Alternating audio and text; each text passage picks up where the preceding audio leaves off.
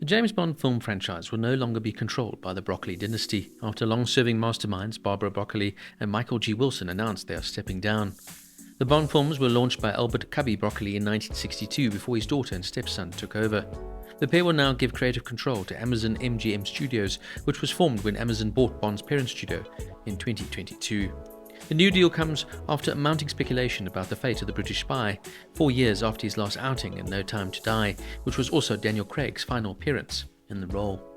Amazon will now decide which actor will take over the famous character, but there is still no timescale for when that will happen or when the next film will be made. James Norton, Aaron Taylor-Johnson, and Theo James are among the bookmakers' favourites to fill Craig's shoes. After Thursday's announcement, Amazon founder Jeff Bezos canvassed fans' opinions on social media asking, "Who'd you pick as the next Bond?" The statement said Broccoli and Wilson will remain as co-owners of the franchise as part of a new joint venture by Amazon MGM Studios and will gain creative control. Wilson, who's 83, said, "With my 007 career spanning nearly 60 incredible years, I'm stepping back from producing the James Bond films to focus on art and charitable projects. Therefore, Barbara and I agree it's time for our trusted partner, Amazon MGM Studios, to lead James Bond into the future." Broccoli, 64, added, "My life has been dedicated to maintaining and building upon the extraordinary legacy that was handed to Michael and me by our father, producer Cubby Broccoli. I've had the honour of working closely with 4 tremendously talented actors who have played 007 and thousands of wonderful artists within the industry.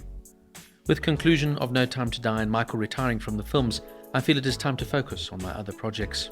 Cubby Broccoli launched the iconic franchise with co-producer Harry Saltzman and was joined by Wilson as a producing partner for 1985's A View to a Kill.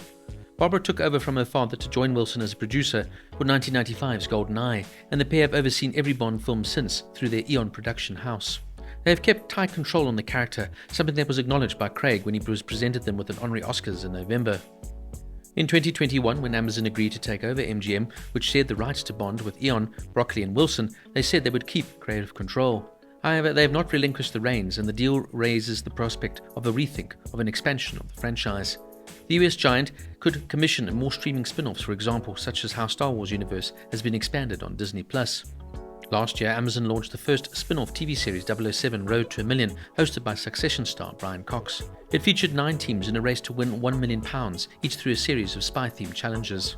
However, the series was poorly received, and some fans and critics, and Cox later joked that he signed onto the project thinking it would be the next James Bond film. This new deal also helps explain why there's been such a long delay without any announcement about a 26th official Bond film or its star. Given how much time it takes to make a blockbuster movie, the gap between No Time to Die and the next film could break the 6-year record for the longest period between Bond releases.